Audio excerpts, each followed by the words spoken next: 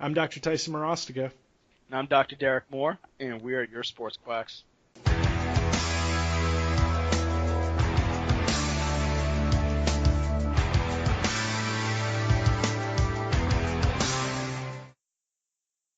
So today we're jumping into part two of our discussion about Tiger Woods' injury and Tiger Woods' uh, past injury, history of injuries and how Derek and I would have managed and kind of what stuff we would have done, and just wanted to kind of dig into how are professional athletes treated. It's something that is kind of unique because we don't always get the full details. And Derek and I are kind of making some assumptions, but really we're trying to work through the sequencing of how we went from mild low back pain to microdiscectomy to spinal fusion. So Derek, I want to jump to you in this, and I want to ask you specifically, really get specific about this. If you were, say, managing his case conservatively, you're his chiropractor, and we let things go, right? Say we bought into the system and we were yes man, and we were the yes man, and we just said we let things go and let things go. At what point were you throwing, hey, red flag, or at what point are you noticing, hey, there's something more serious than what's going on? Because I mean, I don't think you would let it get to this point. I don't believe you're that kind of clinician. But say we did get to this point, what would you have Right. done? I think there's kind of good and bad when it comes to this situation, because we hope that in this situation that we've been along for the ride, so we've had some trust built up between us and Tiger as a clinician. So that way it's no longer he's coming in and there's this huge aura around him that what I say he now takes into account.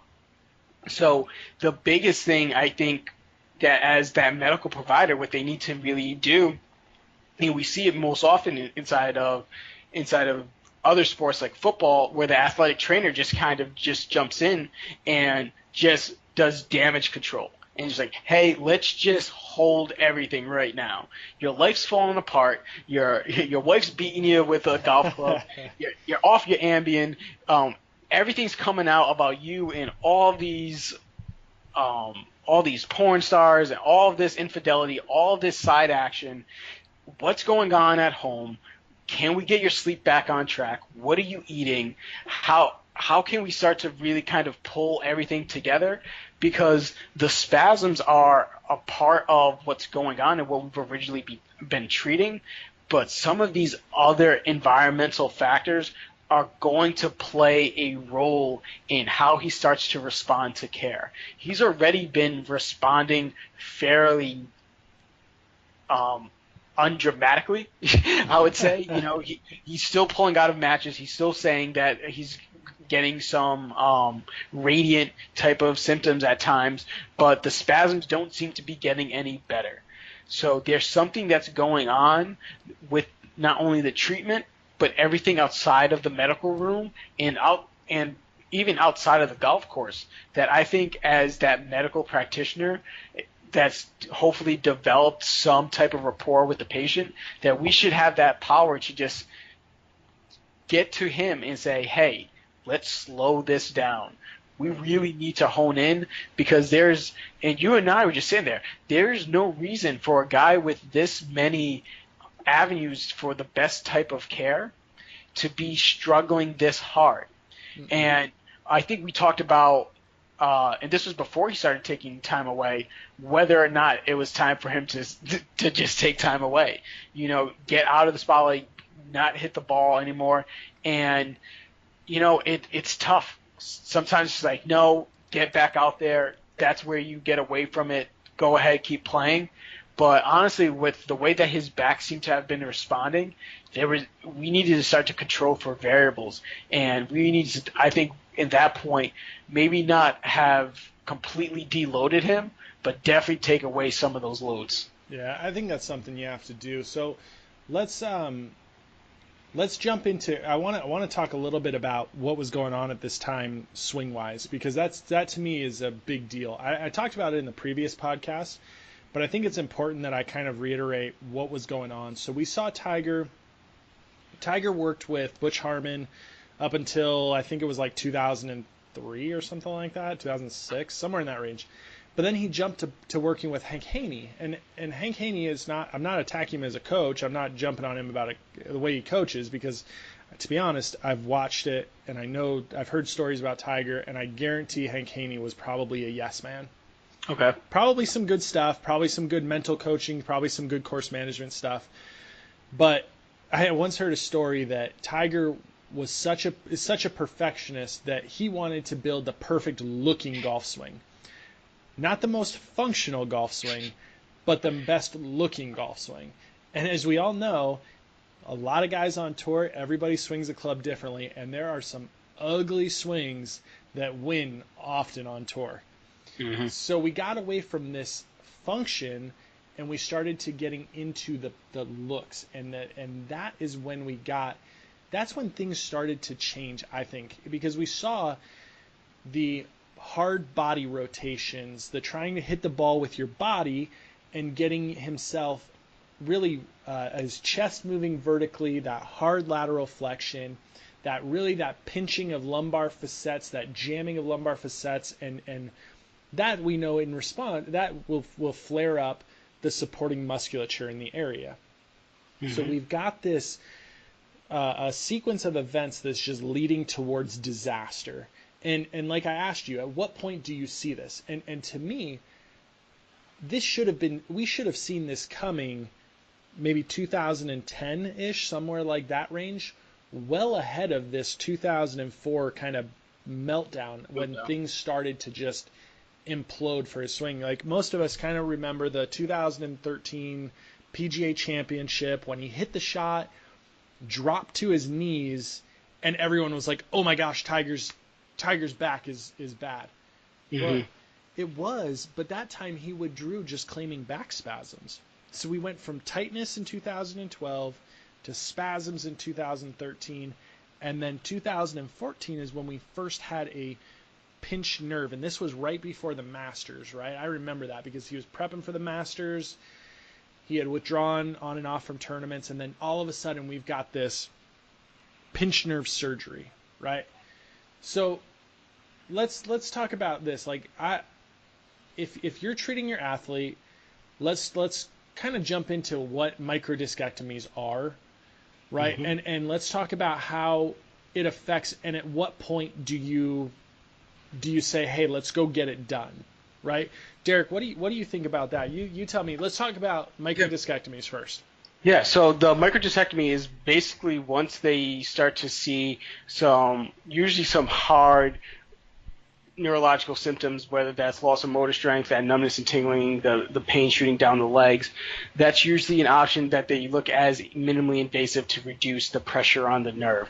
They take the MRI, they see that there is some type of disc bulge that is possibly pushing onto or closing up the foraminal space, and the clinician thinks that by taking away that disc bulge, that we can now start to see a decrease in symptoms. Generally, what we're starting to see is that these surgeries are much more effective after a course of conservative care, a la what Tiger hopefully was having done in that 2-year span when he was having these injuries. So when conservative care tends to fail, whether that's PT and or chiro, usually these surgical interventions tend to have better outcomes and prognoses. So what they do is it's a very, very small incision. I believe it's something less than 4 inches into the lower back, and it's x-ray guided so they can see to make sure they land right exactly at the level that they're trying to get to. They use multiple spacers to kind of create room and space so that they can start to use the instruments.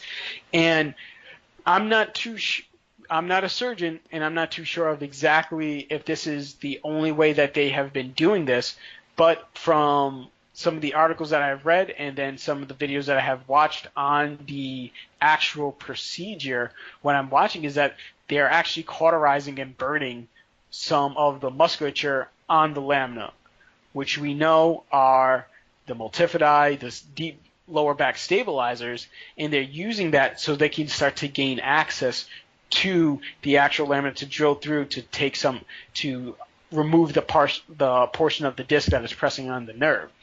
Now, Tyson, I don't know about you, but when I start to see them burning off the the musculature state the musculature that's supposed to be the stabilizing factor of the lower back for an issue that is correlated with low back instability, I'm seeing big red flags there. I'm thinking that we're cutting the nose cutting the nose to spite the face at this point. Yeah. And I was like, I just think at this point you start to look at that and you're wondering, what slippery slope are we going down? And after they take away the pain generator, which is the disc, so that the nerve is freed up, they close everything back up.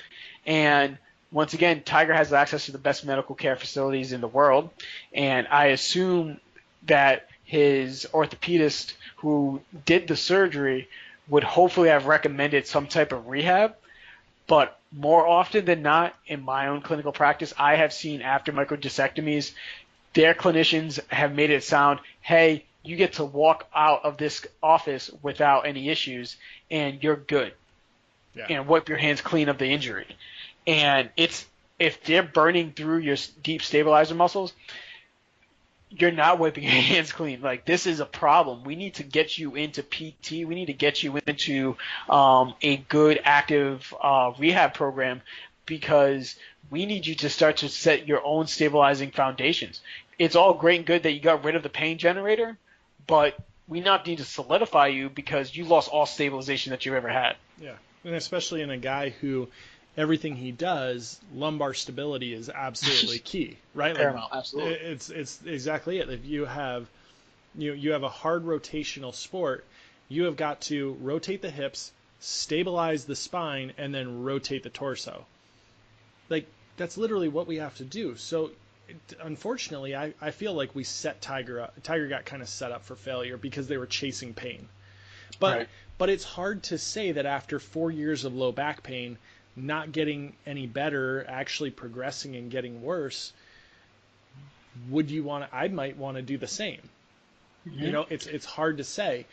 But here's where we start getting, here's where we get kind of an interesting kind of process of how do we decide that a patient is a candidate for it. And to me, the only way that I'm considering this is if there are signs of true hard neurological symptoms. Derek said this earlier, but like, I want to see patients with excruciating pain down the leg. I want to see weakness, numbness, tingling, like hard deficits, right? And I'm hoping that that's what was going on. But then again, if you have a guy coming to you, number one player in the world, saying, I can't play anymore, I got to get rid of this pain so that I can swing a club and make my money and chase down Jack Nicklaus, I'll pay you cash. Are you saying no to him? I don't think anybody's saying no to him. I don't think anybody's saying no, because it's you've got to number one, if you're the surgeon, you want to be the guy who treats Tiger Woods. I want to be the chiropractor who treats Tiger Woods. Mm-hmm. I want to throw that up in my office, no doubt. So you have to factor in the human nature Aspect, yeah. of working with Tiger Woods. Like, you have to factor that in, and I think if you're not a strong clinician, if you're not mentally and emotionally strong, you can get taken advantage of in that case. So let's jump in. So we got to talk failed low back syndromes, right? Failed low back surgeries or syndromes, whatever you want to call it. Basically, this is one of the most common things I see and we deal with as chiropractors, is that patients go in, they get a minor back surgery, and unfortunately, I hate to call any back surgery minor when it involves the nervous system, involves the spinal cord. It's not minor. There's no minor surgeries. So we get these microdiscectomies, which they go in, shave it up. They got to worry about, flirting with the nerve. They've got to worry about peripheral symptoms getting worse. Patient comes out a few months later. We start to see increase in pain. We start to see the deterioration, of their movement, of their ability to move. And so Tiger ended up getting his second microdiscectomy about a year and a half after his first one. Mhm. So all the signs of a failed low back surgery, right? Right, and when you start to look at that too, just think about if they went, if the, we already know that what you see on MRI does not always correlate to actual symptoms. Okay. So by what they did was they read off the MRI and they said, hey, these are the symptoms that you're having. This is the disc that's correlated with those symptoms, and then they removed it. So, well, they removed portion of it. They didn't do a complete microdiscectomy. At least we don't We know. don't know. They might Yeah. have. They may have. They may have not. But for the most part, when you start to look into it again, what are you going back in there for? You already took out that portion. Wait, are you saying that you think that there's another disc that's involved? Is Right. did the Was it symptoms another? not Yeah. go right? Did the symptoms not go away? Is like what was going on in that portion where they're just like, okay, it's not like chiropractic care or PT where you can do this trial and error type of thing. They go back in there and then they have to do the same procedure of possibly disrupting more tissue, more stabilizing tissue in order to remove another portion. So now he's even in a more compromised position if they're still not doing their rehab. Yeah. And we can easily see how this starts to spiral out of control again. And it did exactly like that. That was exactly it. Things went downhill fast. So I've been watching a lot of microdiscectomies because, to be honest, before Tiger Woods had it done, I knew very little about them. Mm-hmm. Will be completely honest. So I've watched videos on it, and I've seen videos where they go in and they cut the annulus fibrosus, the outer layer, remove the nucleus pulposus, right? So kind of basically like suction it out essentially, and then clear it out, which to be honest, like there's your shock absorber. So we've removed the nucleus pulposus, and I think, to be honest, that's where we start going, hey, we're creating instability, right? So number one, we've got muscles that are cut through. We're losing disc height. We're losing that stabilizing structure, and then we start to see from 2004 things went downhill fast. We didn't see him in any tournaments. We didn't see anything happening, and then we start to see, he did enter like one or two, withdrew, can't do it. And now all of a sudden we go 2017, it comes out that Tiger had a fusion, right? So we ended up getting the lumbar spine fused. To be honest, like I think that's a really interesting move. And obviously golfers can still compete with fusions. That it happens. Look at Fred Right. Couples. Fred Couples had a fusion. I believe Fred Couples had a fusion. I think he did too, yeah. But these guys you can get them done and you can still compete. But was this a fusion to long term help Tiger, or was this one to get him back to playing? Mm-hmm. Here's where we start talking about symptomatology. So I read something. He was talking to a Ryder Cup in like 2008, 16 it must have been, and he all of a sudden was telling people like, yeah, I'm getting this surgery because I have agonizing pain down my leg. I can't use my foot. I have severe weakness and I'm in absolutely excruciating pain. And then we get this like all new look of, holy crap, maybe this was a lot worse than we initially thought. Mm-hmm. Right? So here's where, to be honest, this kind of reshaped how I thought about his earlier stages. I think there's more to it than we were ever told. But I think that well, actually, let's go this. Let me ask you, Derek, if you're going in and you want your golfer, you're talking about a fusion, what would drive you to get them? Yeah, and we're talking real quick, that back fusion was in 17? I think so, yeah. So, we're looking at possibly a little over a 3-year process, well, maybe even a little under a 3-year process of where we're going from spasms to discectomy to fusion. And when you see that, you're like, okay, what has to have happened in that clinical arena where you start to say, okay, the fusion is that next best option, and that's really, I think, more of nothing has been working, so they just keep on trying to go more and more extreme, and I just don't. It's tough because we're speaking on this from such a poor perspective. We don't know what type of rehab that they were having, but I just don't see how, with his lack of playing time, because he was taking more and more time off, how they couldn't rein it in a little bit and at least say like, hey, this is not a quick fix. This needs to take time. We can still continue to play lightly, or even just shut him down completely and really just focus in on getting his back better. But the fusion really, to me, just is more of like, hey, all right, we did the microdiscectomy. Obviously, there's still problems there. Actually, we think that there's some instability in the spine. So with that instability, let's just make sure that we fuse everything up. Yeah. And obviously, an athlete or even just a general person isn't going to think like this. But the first thought should have been, if it was an instability to begin with, why didn't we just work stability? Why were we going after pain generators? Yep. We chase pain. Yeah. Right. And then what happens is, I don't think they ever explain to him the compromised position that they set him up in. You know, they're not going to be like, well, funny thing is we cut you open and we had to go through the muscles that actually stabilize your spine. I don't know if that had anything to do with it, but you don't have any spinal stability, so we're going to just fuse you there.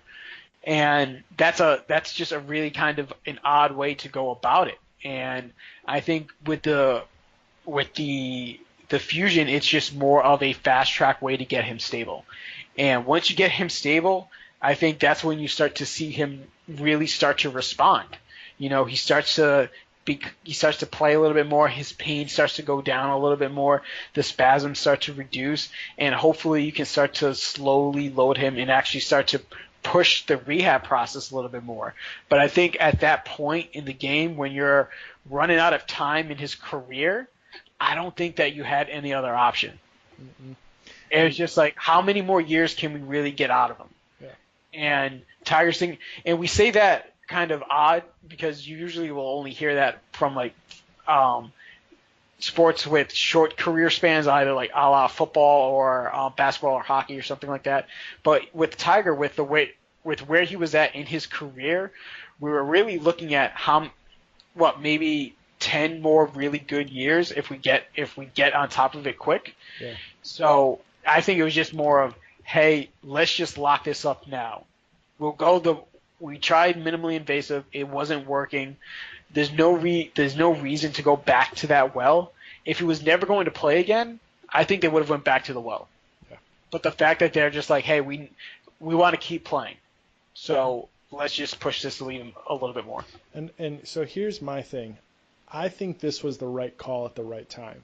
Yeah. Where being a chiropractor, I never want to fuse a 40-year-old or a 41-year-old, however old he was. I don't want to do that. Like, that's not in my – I want to start doing things. I want to start doing more things, rehab, soft tissue work, things like that, which obviously he had probably been getting done. I'm not saying he hadn't done it before, but at this point in his career in making that decision, that was the best thing he could have done. Unfortunately, it was a consequence. It was a consequence of all the things leading up to it.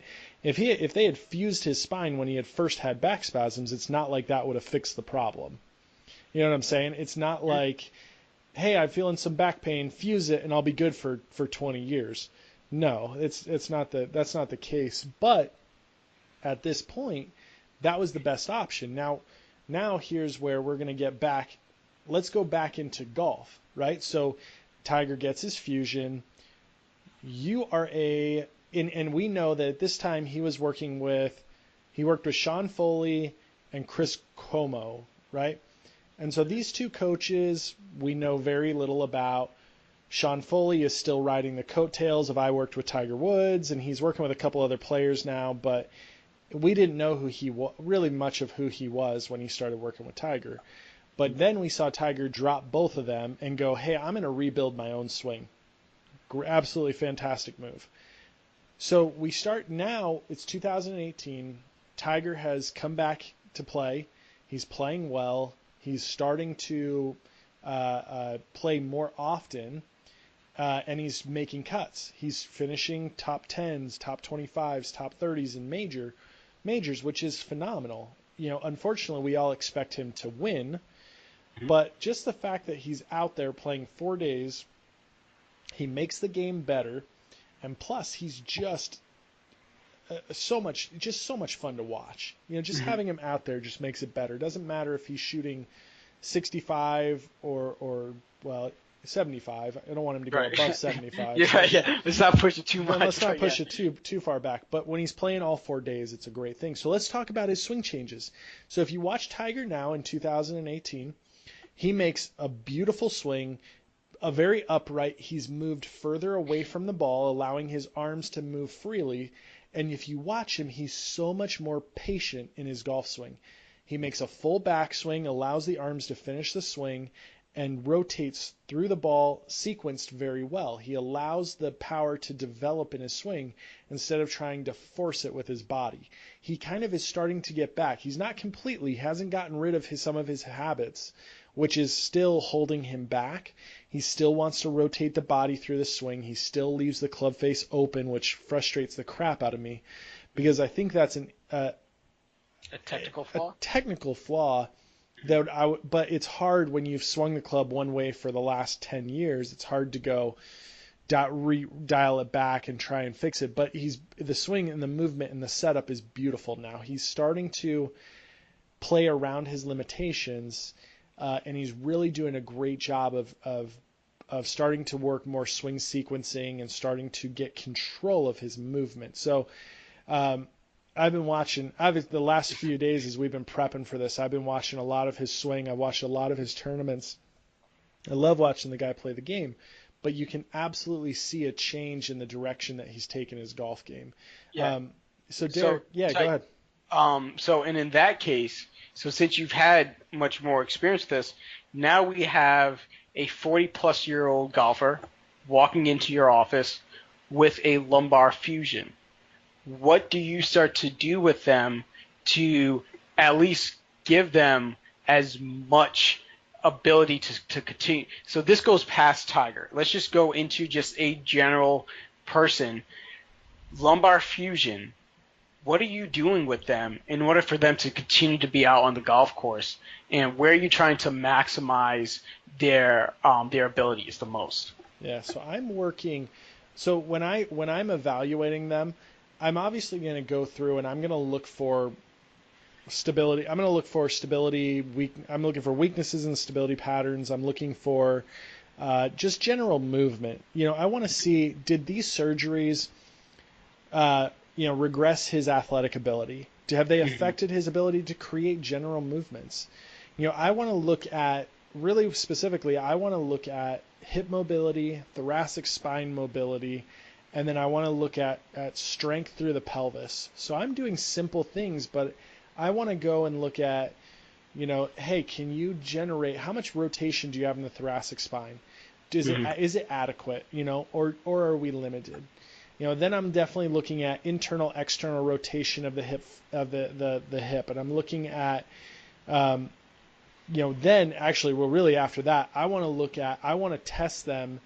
I want to basically challenge their pelvic stability. So I'm getting them on 1 foot. I'm getting them on trying to do a single leg deadlift kind of patterns, and I want to see if we see the hip collapse. I want to see test the glute strength, throwing glute bridges, things like that, like simple tests, right? That's where I'm going. And when I'm building rehab programs for them, we're really going to harp hard on getting a mobility program that he's doing 6-7 days a week, where it's, hey, we're walking all through hip mobility, all thoracic spine mobility. We're working a lot more yoga poses, longer holds. And I am going to work on creating tolerance in those positions. So elephant in the room, as that chiro, are you adjusting that lumbar spine? No. So no. All right. I'm not touching it. And a lot of chiropractors will sit here and go, yeah, I'm going to adjust above and below it because those joints are going to degenerate and they've got to be moving. No, if you have a fusion, I can guarantee you that you have hypermobile segments above and below. I'm not touching them, but I'm adjusting thoracic spine, and I'm working on hip mobility, maybe checking sacroiliac joints. That's the closest I would get. But when it comes to sacroiliac joints, I'm sure as heck not setting them up in a lumbar roll and just yakking them. Like, that's not happening. Right. And even then, I found that if almost, and this is going a little bit more into the chiropractic lingo, when I have a lumbar fusion, I can usually do some nice SI joint mobilizations by just keeping that old trick of keeping the leg straight and just doing like a body drop, not having so much flexion in the knee, not having so much flexion in the hip, and still get a good type of release for the patient that they don't feel as stiff. But I don't feel as though I compromise the lumbar spine in doing so. So I think that there's ways for us to use some of our hopefully our chiropractic skill to still get the joints above the segment, i.e. the thoracic spine, and below, whether it's SI or hip, to get some of that mobility back. So hopefully we can just continue to stabilize and strengthen the lower back as we work on the entire picture versus just solely on the lower back. Yeah, and I'm gonna give you guys a little secret, a little Tyson secret here. If you get somebody, I like how you say, oh boy, to this. But we're warned, like, oh, don't adjust a fusion, right? Don't adjust a fusion. It's going to be a problem. Guess what happens if you try and adjust a fusion? It doesn't go anywhere. The metal, you're not going to affect the stable hardware. It's not going anywhere. Like, you can jump on it as much as you want. I guarantee that thing's not going anywhere. So it's not that I'm afraid of messing up the fusion or messing up the hardware. It's literally just comfort of the patient. Nobody wants to. You don't want to sit and twist someone up on a fused spine. Like, you don't want to do that. It's patient comfort. But I will tell you that I am going to do a lot of the soft tissue work, like a multifidi work, a rotators work, a QL releases in the lumbar spine. I'm not ignoring it. I'm not going to sit and ignore that. I am going to work on it. I'm going to use Theragun. I'm going to use the Theragun. I'm going to take them through movement patternings of open book type moves that are, thoracolumbar junction movement patterns to help support it. I know that it's fused. I know that the segments aren't going anywhere, but I want to work on those muscles that are going to be atrophied. I want to work on decreasing pain symptoms, basically desensitizing that area is really it. Right, and just trying to create just overall better proprioceptive awareness of the lower back, because after surgical interventions, we all know that they damage some of the nerve receptors in the area, and we see it in ankles, we see it in the knees. There's no reason why we can't apply some of that same stuff to the low back. After surgical interventions, you just kind of lose your idea of where that is in space and loss of control. And that's one thing you can't have as a golfer. You can't not know what's going on with your back during your golf swing. Because if you can't control your spine, then you're just creating a recipe for disaster. Yep. So at the end of this, we hope you guys enjoyed this 2-part series for the Tiger Woods. Let us know if you want us to dive deeper into anything when it comes into him, whether it's more stuff about his golf swing, if you want us to break that down even further. Do you want us to break down our rehab guide to just microdiscectomies and what we typically do with those type of patients? Or do you want us just to continue going on with another sports injury that just has popped up? Has your favorite player going down with an ACL, and you just want to learn a little bit more about how we would start to approach their history. We'll dive through their history. We'll go through their what we think that their current rehab is and what their prognosis is. We thought this was a cool idea. We hope you guys thought so too. Continue to like us on Facebook, like us on Podbean, share our stuff. Let us know if you have any questions. Give us feedback. Let's see if we can make this podcast even more better every single time. You guys take it easy. Have a good night.